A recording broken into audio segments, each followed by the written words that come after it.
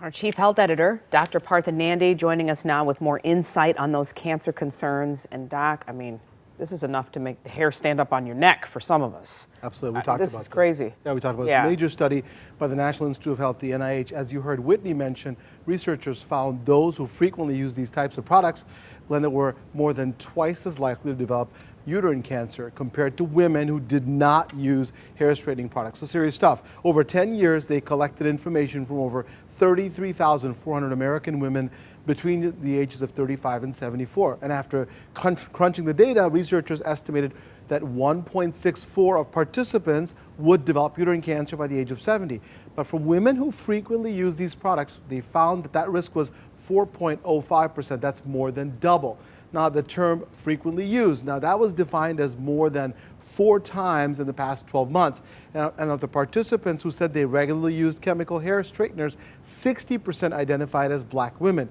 What's also concerning is that black women tend to use these products at a younger age than other races, and they use multiple products at the same time. So can you explain a little bit about the uterine cancer, and what to look for? Absolutely. So uterine cancer, right? The most common cancer of the female reproductive system. It can develop when mutations begin to happen in the DNA cells of the uterus and the endometrium.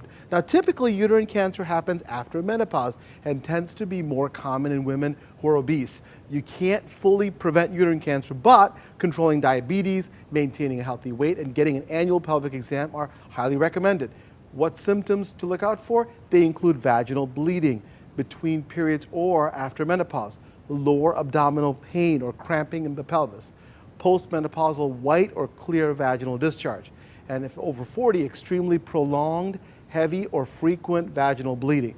As for using hair straightening chemical products, I want to stress, and we talked about this before, that this study only found a strong association between the products and uterine cancer. It did not, I repeat, did not determine whether the products actually cause cancer. More research is needed to confirm the findings and identify which chemicals, if any, are the culprits. And to me, the bigger question is also, if we have an association, is it time to make a choice about your fashion styles? We live in a world, we have to be real, but now we have a reason to maybe look and see, does everybody need to have hair straightening products if you have a risk associated with it? All right, sodium hydroxide, that was it. That's the compound. But again, it's an association. We have to look at the data some more. All right, Dr. Nandi, thank you for always being there for us. Oh, my pleasure. Appreciate it. And don't forget, we can watch an all-new episode of the Dr. Nandi Show this Sunday at 1:30. This week, Dr. Nandi is discussing the drastic shortage of homes for foster children. We'll see him Sunday at 1:30.